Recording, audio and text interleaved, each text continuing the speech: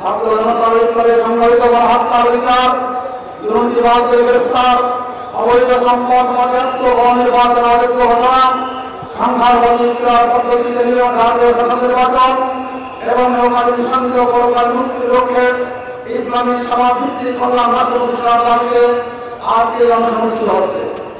বন্ধুগণ, আমরা জানি 1971 সাল পরবর্তী সময় বাংলাদেশের বিভিন্ন সময়ে যে শাসন করেছেন, তারা যে শাসন করার নামে রাতারাতি আন্দোলন করে বরখাস্ত হয়ে গেছেন এবং তারা দেশের সম্পদ পাচার করেছেন, তারা দেশের মানুষকে শাসন করেছেন, নির্যাতন করেছেন, নিষ্পেষণ করেছেন।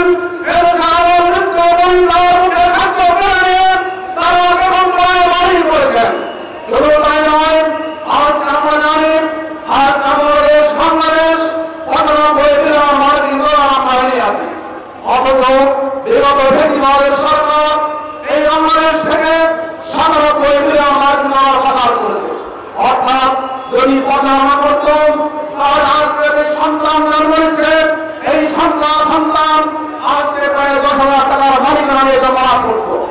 আর সরকারের প্রচারের কারণে আজকে বাংলাদেশের যে সন্তান জন্ম নিচ্ছে 1,00,000 টাকা ঋণের বোঝা মাথায় রেখে বড় করতেছে।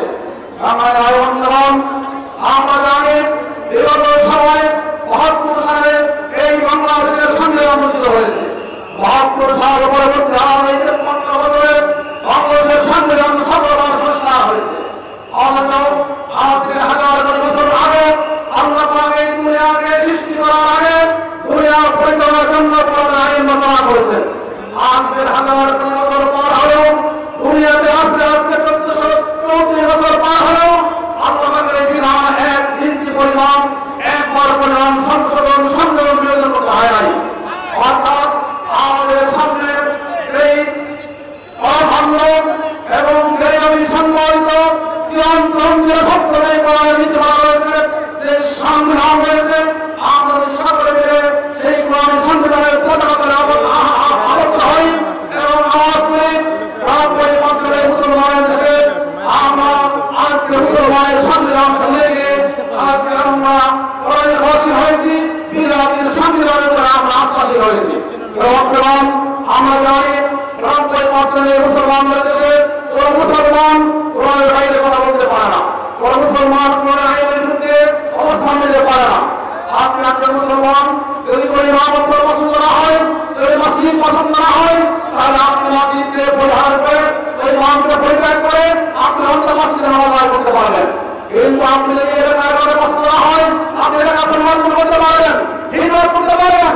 কিন্তু কোন মুসলমান কোরআনের বাইরে গিয়ে মসজিদের বাইরে গিয়ে মন্দিরে আশ্রয় দিতে পারে না, কোরআনের বাইরে গিয়ে গির্জা আশ্রয় দিতে পারে না, কোরআনের বাইরে গিয়ে ঘরে আশ্রয় দিতে পারে না।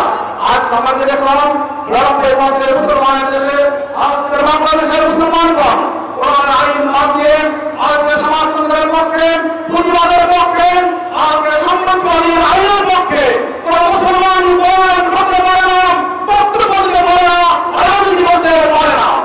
বন্ধুগণ, আমাদের একটি সেবা জনগণের একটি সেবা।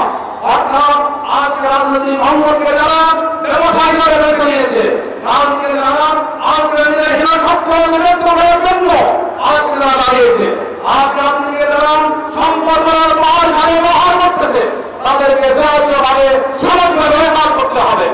আমরা জানি বিগত ফ্যাসিবাদের আমলে সমাজে দুর্নীতি হয়েছে, লুট হয়েছে, হামলা হয়েছে, খুন হয়েছে, গুম হয়েছে। পরবর্তী সময় আজকেও বাংলাদেশের বিভিন্ন প্রান্তে আজকে আমরা দেখতে পাই বিজেপির বাদ দিয়ে পৃথিবীর বন্ধ নিয়ে চাঁদাবাজি হচ্ছে। আজকে মানুষ অতিষ্ঠ হয়ে গেছে, মানুষ বলতে শুরু করেছে আমরা আগে ভালো ছিলাম। সুতরাং মানুষকে বলার সুযোগ দেওয়া যাবে না।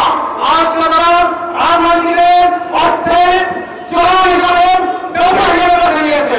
আসুন ওই সকল তারা রাজনীতিবিদদেরকে সামাজিকভাবে কাজ করি। আমরা বয়কট করে বীর সাহেবের চৌমানের পক্ষে, ইসলাম আন্দোলনের পক্ষে, কোরআনের পক্ষে, ইসলামের পক্ষে আমরা আন্দোলন করে তুলি।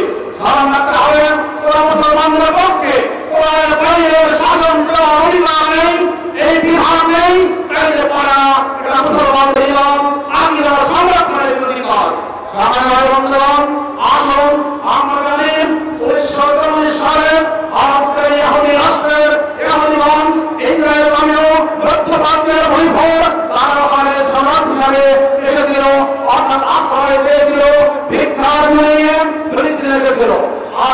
1940 সালের পরে আজ থেকে 2025 সাল পর্যন্ত এই 65 বছরে তারা এই ফিলিস্তিনিদেরকে এমন কোনো নাই, এমন অন্যায় নেই যে তারা ফিলিস্তিনের পরে পরবর্তীতে হামলা না করছে।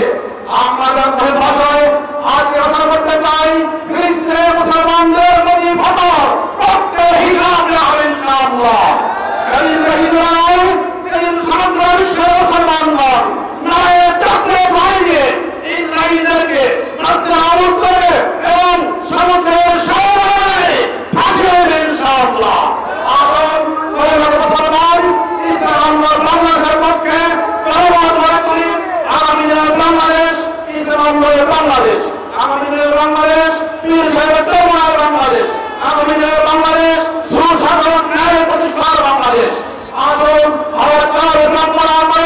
সমস্ত অসামরিক সংবিধানের বিরুদ্ধে অবস্থান নিয়ে কোরআনের পক্ষে আমরা জনমত আন্দোলন করে তুলি।